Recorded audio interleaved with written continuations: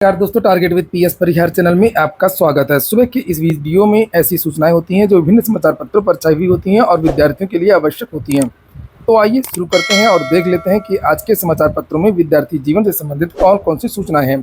तो वीडियो को जल्दी से लाइक कर दें, शेयर कर दें और जिन छात्रों ने चैनल को अभी भी सब्सक्राइब न किया हो तो जल्दी से सब्सक्राइब कर लें ताकि आप लोगों को इसी प्रकार की ऑथेंटिक अपडेट सबसे पहले मिलती रहे।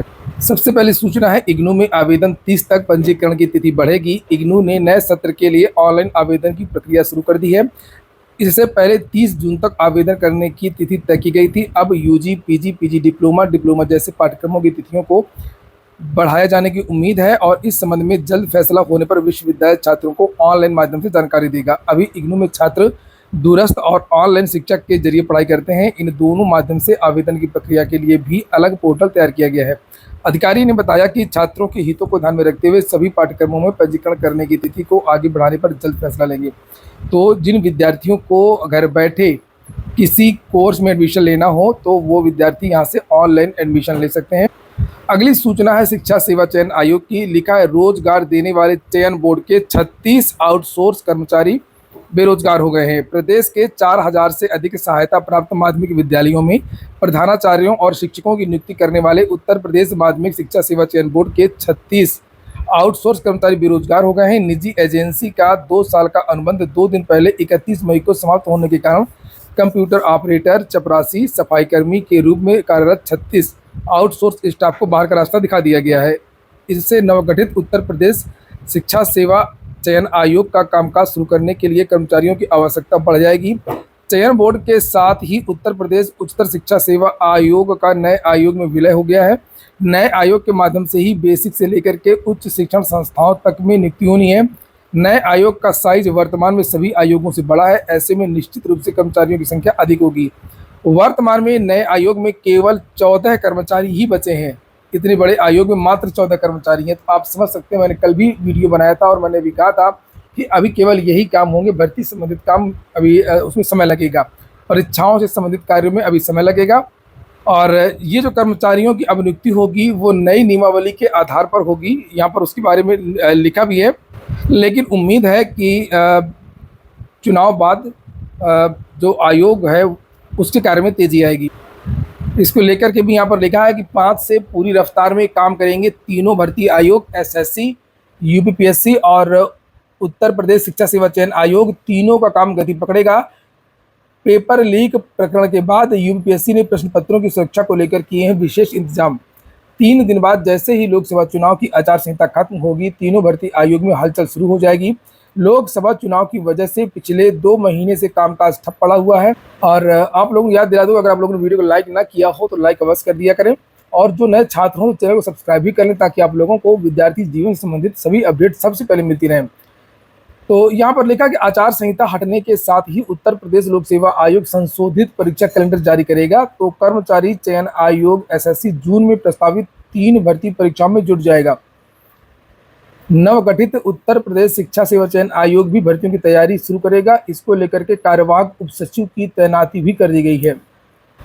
और आरओ एग्जाम को लेकर के भी लिखा हुआ है, पेपर लीक के चलते आरओ की 11 फरवरी को हुई परीक्षा निरस्त करने के बाद आयोग ने पीसीएस प्रारंभिक परीक्षा, स्टाफ नर्स यूनानी आयुर्वेद पुरुष महिला प्रारंभिक परीक्षा, सहायक नगर नियोजक प्रारंभिक परीक्षा, अपर निजी सचिव परीक्षा और स्टाफ नर्स पुरुष महिला परीक्षा को स्थगित कर दिया था।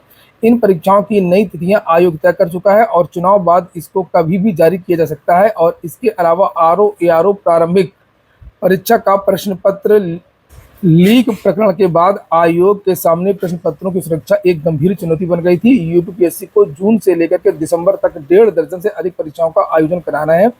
ऐसे में चुनाव आचार संहिता लगने के बाद आयोग की गतिविधियां थमी तो आगामी परीक्षाओं में प्रश्न पत्रों की शिक्षा के लिए कड़े इंतजाम कर लिए गए हैं। और यहाँ पर लिखा हुआ है कि इसके अतिरिक्त सम्मिलित राज्य कृषि सेवा परीक्षा 2024 की परीक्षा तिथि भी घोषित होनी है और राज्य अभियंत्रण सेवा परीक्षा का विज्ञापन भी जारी होना है।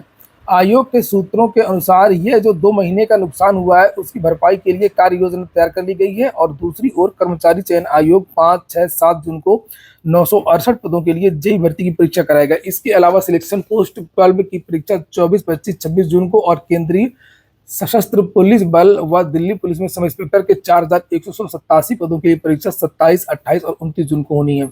दूसरी ओर गठन के बाद उत्तर प्रदेश शिक्षा सेवा चयन आयोग के सामने कई चुनौतियां हैं। ऐसे में जून के पहले सप्ताह से बैठकों का दौर शुरू होगा ताकि जल्द से जल्द भर्ती प्रक्रिया शुरू की जाए। अगली जो सूचना है वो बीपीएससी की है। लिखा तीसरे चरण की शिक्षक बहाली परीक्षा 27 से संभव। तीसरे चरण की शिक्षक बहाली की परीक्षा 27 से संभव है और इस बाबत बिहार लोक सेवा आयोग ने शिक्षक बहाली के तीसरे चरण की परीक्षा की तारीख में बदलाव किया है। जानकारी के अनुसार ये परीक्षा 27 से 30 जून के बीच एक पाली में निर्धारित की गई है। इससे संबंधित पत्र सभी जिलाधिकारियों को भेजा गया है। सभी से 6 जून तक आयोग ने परीक्षा के आयोजन के लिए सेंटर की स्थिति स्पष्ट करने के लिए कहा है। इधर आयोग के परीक्षा नियंत्रक सत्य प्रकाश शर्मा ने बताया कि पहले पत्र भेजा गया था, हालांकि अब स्थिति बदल गई है। हाई कोर्ट के निर्देश के बाद अतिथि शिक्षकों को मौका देना होगा और इनके लिए फिर से आवेदन लिया जाएगा। ऐसी स्थिति में परीक्षा की तिथि में बदलाव संभव है। तो 87,774 पदों पर ये भर्ती होनी है। पेपर लीक होने के कारण ये परीक्षा रद्द कर दी गई थी। इम्प्रूवमेंट कंपार्टमेंट परीक्षा की तिथि का इंतजार। यूपी बोर्ड ने ऑनलाइन आवेदन के लिए 31 मई तिथि थी अंतिम और यूपी बोर्ड के नतीजों की घोषणा के बाद हाई स्कूल इम्प्रूवमेंट कंपार्टमेंट और इंटरमीडिएट कंपार्टमेंट परीक्षा के लिए ऑनलाइन आवेदन मांगे। उसकी अंतिम तारीख 31 मई थी। अब अभ्यर्थियों को परीक्षा तिथि का इंतजार है और नीचे लिखा है कि फिलहाल परीक्षा की तिथि शीघ्र घोषित होने की संभावना है। एयरफोर्स की जो भर्ती चल रही है उसके बारे में भी सूचना है। लेकिन भारतीय वायुसेना ने जारी किया विज्ञापन। एयरफोर्स कॉमन एडमिशन टेस्ट 304 पद है और इसकी जो लास्ट डेट है वो 28 जून है। 20 से 24 के बीच के जो युवा वो आवेदन कर सकते हैं। वेबसाइट ये afcat.cdac.in। बीएसएफ से भी एक वैकेंसी है। सीमा सुरक्षा बल 144 पद हैं। इंस्पेक्टर, एसआई स्टाफ नर्स और अन्य पद हैं। इसकी जो लास्ट डेट है 17 जून है। इसकी जो योग्यता यहाँ पर लिखी हुई है और ये वेबसाइट है rectt.bsf.gov.in। इलाहाबाद विश्वविद्यालय की सूचना है। पीजी प्रवेश के लिए इस बार बढ़ सकती है आवेदकों की संख्या। पिछले साल के मुकाबले सत्र 2024-25 के तहत इलाहाबाद विश्वविद्यालय एवं संगठक महाविद्यालयों में प्रवेश के लिए आवेदकों की संख्या बढ़ने के आसार हैं। आवेदन की प्रक्रिया पूरा होने में 3 दिन बाकी है और अब तक 36,000 से अधिक विद्यार्थी रजिस्ट्रेशन करा चुके हैं। अंत में एक और सूचना है कि जो छात्र एमबीबीएस कर रहे हैं उनसे एक बांड भरवाया जाएगा 2 साल के लिए। लिखा बांड के तहत 2 साल के लिए मेडिकल कॉलेजों में तैनात होंगे एमबीबीएस डॉक्टर। मेडिकल कॉलेजों में इनकी तैनाती भी की जाएगी। प्रदेश के मेडिकल कॉलेजों में एमबीबीएस का कोर्स पूरा करने वाले डॉक्टरों को रेजिडेंट के तौर पर 2 साल के लिए तैनाती दी जाएगी। इसकी काउंसलिंग की प्रक्रिया शुरू कर दी गई है और इन सभी डॉक्टरों को प्रदेश के 45 मेडिकल कॉलेजों में तैनाती दी जा रही है। प्रदेश में वर्ष 2018 से अनिवार्य सेवा बांड प्रक्रिया लागू की गई है। डीएमएमसीएच के बाद अब पीजी कोर्स पूरा करने वाले डॉक्टरों को भी बांड के तहत तैनाती दी जा चुकी है कि आप ये कोर्स करेंगे अगर तो आपको इतने दिन सेवा देनी होगी। अब एमबीबीएस की बारी है। पहले एमएस ये पीजी वाले जो डॉक्टर हुआ करते थे उनसे बांड भरवाया जाता था, एमबीबीएस के छात्रों से नहीं भरवाया जाता था। लेकिन अब एमबीबीएस के बारे में कहा गया है। लिखा इसके तहत प्रदेश के मेडिकल कॉलेजों से एमबीबीएस कोर्स पूरा करने वाले डॉक्टरों को 2 साल तक किसी सरकारी मेडिकल कॉलेज अथवा अस्पताल में रेजिडेंट के तौर पर सेवाएं देनी होंगी और जो ये सेवा नहीं देना चाहते हैं वो 10 लाख रुपए जमा करें।